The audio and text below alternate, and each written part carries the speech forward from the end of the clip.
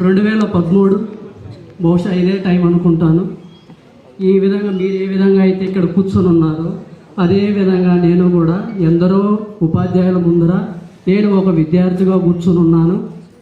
After 13 సంవత్సరాల తరువాత నేను ఇలాంటి ఒక వీడ్కోలు సమావేశంలో నేను ఒక 10వ తరగతి చదువుతున్నటువంటి విద్యార్థులకు ఎంతో ఉన్నతమైనటువంటి సలహాలు ఇస్తున్నాను. అంత స్థాయికి నేను వస్తానని ఏ రోజు అనుకోలేదు.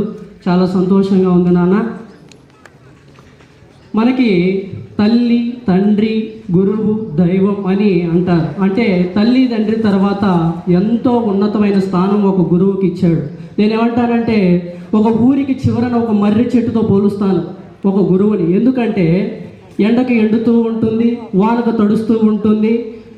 తన యొక్క ఓడల్ని అలా దాన్ని అంత చెడిపేయడం అంత ఈజీ కాదు నాన్న. మర్రి చెట్టుని దాని ఓడలు ఎలా అవుతూ అంటే ఒకదానికొకటి అలా భూమిలో పాతుకుపోతూ ఉంటాయి. అలా ఒక గురువు అనేవాడు ఎన్నో కుటుంబ బాధ్యతలను, కష్టాలను తన మనసులో దాచుకొని తన విద్యార్థులకు ఏదో నాకు తెలిసింది వాళ్ళకి నేర్పియాలి అనే ఉద్దేశంతో ఆ కష్టాలను మనసులోనే దిగమింగుకొని తన ముఖంలో ఏ రోజు కూడా ఆ కష్టాన్ని చూపించకుండా ఆ పిల్లల మధ్యలో చిరునవ్వులతో నవ్వుతూ ఆ చదువును బోధిస్తూ ఉంటాడే తప్ప ఏ రోజు మిమ్మల్ని ఆ కుటుంబ సమస్యలన్నీ తెచ్చి మీ మీద ఏ రోజు పెట్టడం నాన్న. అదొక్కటి మీరు గమనించుకోండి. ఏదో మా సార్ తిడుతున్నాడు, కొడుతున్నాడు అని ఎప్పుడు అనుకోవద్దు నాన్న. సరే, ఇందాక మన జడ్డీఓ మేడం కూడా అన్నారు, సరే 10th ఎగ్జామ్స్ రాస్తారు, వెళ్తారు, తర్వాత ఇంటర్ చదువుతారు, తర్వాత డిగ్రీ చదివాళ్ళు డిగ్రీ చదువుతారు, లేదా బీటెక్ చదివాళ్ళు బీటెక్ చదువుతారు. తర్వాత ఏంటి? జాబ్ వస్తే పర్వాలేదు, రాకుంటే మీ అనుకున్నటువంటి కుటుంబ సభ్యులే అవమానిస్తారు నాన్న. ఆ అవమానం ఎలా ఉంటుందంటే అది అసలు చెప్పుకోలేము ఆ బాధ. అలా దిగమింగుకొని ఆ అవమానాలను భరిస్తూ ఉండాలి.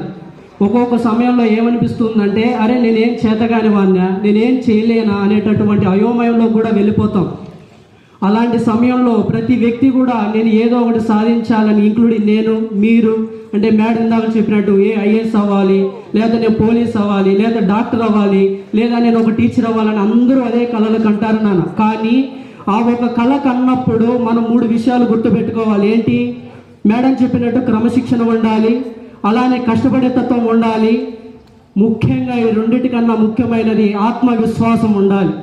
మన లక్ష్యం కోసం పరిగెడుతూ ఉన్నప్పుడు ఏ విధంగా అయితే ఈది కుక్కలు మరుగుతూ ఉంటాయో అదే విధంగా మన నచ్చని వాళ్ళు కూడా మనల్ని కించపరుస్తూ ఉంటారు నాన్న. అరే నువ్వేం చేయలేవు అని అంటూనే ఉంటారు. అలాంటి సమయంలో కూడా నిజంగానే నేనేం చేయలేనేమో అని ఆ స్థితిలో కూడా వస్తాం. అయినా ఒకవేళ క్రమశిక్షణ వదిలినా, నీ కష్టపడే తత్వం వదిలినా, నీ మీద నువ్వు ఆత్మవిశ్వాసం వదులుకోవద్దు.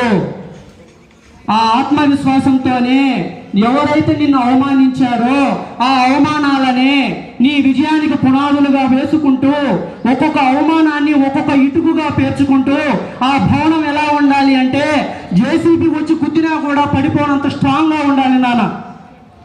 చదవాలి, బాగా చదవాలి. ఎందుకు చదవాలి అంటే ఎక్కడో ఒక నిరుపేద కుటుంబంలో పుట్టినటువంటి ఏపీజే అబ్దుల్ కలాం గారు ఈనాడు ఒక ప్రపంచానికే తెలిసినాడు. ఆయన అందరూ గుర్తించారు. ఎందుకు గుర్తించారు ఆయనని?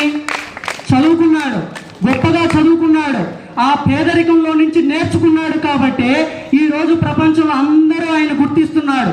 చదవాలి. ఎందుకు చదవాలి అంటే నీ యొక్క జీవన విధానం మారుస్తుంది. ఇప్పుడు గూగుల్ ఆయన చైర్మన్ ఉన్నాడు, ఎవరో సుందర్ పిచాయ్. ఇంతకుముందు ఎవరికీ తెలియదు ఆయన. ఇప్పుడు అందరికీ, ప్రపంచంలో అందరికీ తెలుసు. ఎందుకు తెలుసు? చదువుకున్నాడు కాబట్టి. అలానే మీరు కూడా బాగా చదువుకోవాలి నాన్న. ఎందుకు చదువుకోవాలి?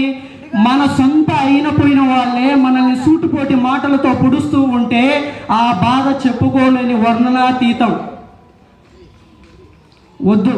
ఇప్పుడు మీకు ఫ్యాన్లు వేసి, చైర్లు వేసి లక్షణంగా చదువుకోండి అని చెప్పి మీ తల్లిదండ్రులు, ఇక్కడ అందరూ ఫార్మింగ్ చేసే వాళ్ళ పిల్లలే, వ్యవసాయం చేసే పిల్లలే, అక్కడ 50 కేజీల యూరియా మూటలు ఎండలో మోస్తూ అక్కడ వ్యవసాయం చేస్తూ ఉంటే ఇక్కడ 9 గ్రాముల పిన్నును పట్టుకొని రాయండ్రా లక్షణంగా అని మీ ఫ్యాన్ వేసి పెడితే మనం రాయడానికి ఒళ్ళుబరు. ఒక చిన్న పుస్తకం కొంటేనే మనం దాన్ని మాసిపోకుండా అట్టలు వేసుకుంటామే. మరి వాళ్ళ పండగలకి పప్పులకి కనీసం వాళ్ళ జోబీలో నిండుగా డబ్బులున్నా కూడా కనీసం అరే నేను ఒక చీర కొనాలి, నేను ఒక చొక్కా పంచి కొనుక్కోవాలని ఏ రోజు అనుకోరు తల్లిదండ్రులు. నేను ఈ విధంగా అయిపోయానే, నా పిల్లలు ఇలా అవ్వకూడదు, చదువుకొని ఒక ఉన్నత స్థాయికి పోవాలని ఎండనక రేయనక పగలనక రాత్రనక అక్కడ కష్టపడుతూ ఉన్నారే, ఏ రోజున ఆలోచించారా? అమ్మా నాకు ఇది కావాలి ఇది కావాలని వాళ్ళు అదేంటి వాళ్ళని ఇబ్బంది పెడుతూ ఉంటామే కానీ ఏ రోజన్నా తల్లిదండ్రుల గురించి ఆలోచించావా నాన్న? చెప్తూ ఉంటే అందుకే బాగా చదువుకోవాలి నాన్న.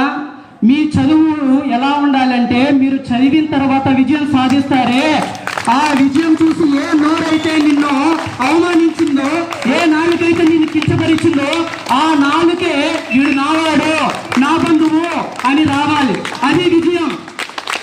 చివరిగా నాన్న, రేపు మార్చి 16వ తేదీన 10వ తరగతి బోర్డు పరీక్షలు రాయబోతున్నటువంటి ప్రతి విద్యార్థి మంచి మార్కులతో ఉత్తీర్ణత సాధించి మీరు ఏ లక్ష్యాన్ని అనుకుంటున్నారో అది సాధించి మీ తల్లిదండ్రులు, మళ్ళీ చెప్తున్నానా, నేను స్టేజ్ ఎక్కినప్పుడల్లా ఇదే చెప్తాను, ఈ లోకంలో మనకంటూ మన కంటి ముందు కనబడేది ప్రత్యక్ష దైవాలు మన తల్లిదండ్రులే.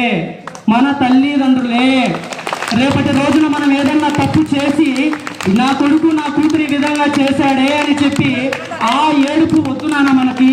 నా కొడుకు నా కూతురు ఆహా మంచి స్థాయికి వెళ్ళాడు అని ఆనంద బాష్పాలు వస్తాయి చూసారా, ఆ సంతోషంతో వచ్చి ఆ కన్నీరు మనకు కావాలి. ఇందాకలు చెప్పాను కదా, కష్టపడే తత్వం, క్రమశిక్షణ, అలానే ఆత్మవిశ్వాసం అని అన్నాను కదా. ఇక్కడ మనకి ఎందరో మహానుభావులు కష్టాన్ని నమ్ముకున్నారు కాబట్టి ఆ స్థాయికి వెళ్ళారా కాదా? వెళ్ళారా లేరా?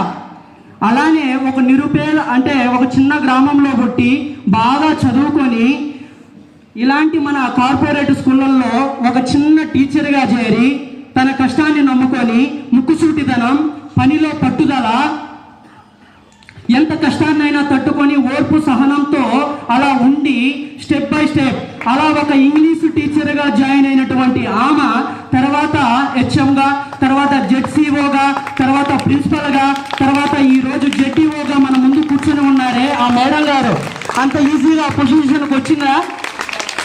అంత సులభంగా వచ్చిందా ఆ అర్హత ఆమెకి? ఎన్నో అవమానాలు అనుభవించుంటారు, ఎంతో కష్టం అనిపించుకుని ఉంటారు, అయినా ఏ రోజు ఆమె మీద ఆమె ఆత్మవిశ్వాసం కోల్పోలా. ఈ రోజు ఇంతమంది ఆ గౌరవం ఆమెకి ఇస్తూ ఉన్నామంటే దాని వెనక కారణం ఏంటి? ఆ వెనకున్నటువంటి జెడ్డీఓ కాదు, చదువు.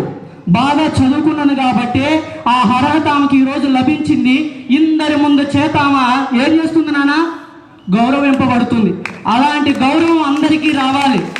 నా భాష స్కూల్లో చదువుతున్నటువంటి ప్రతి విద్యార్థి రేపటి రోజున స్థాయికి వెళ్తారు అని నేను ఆశిస్తూ ధన్యవాదాలు.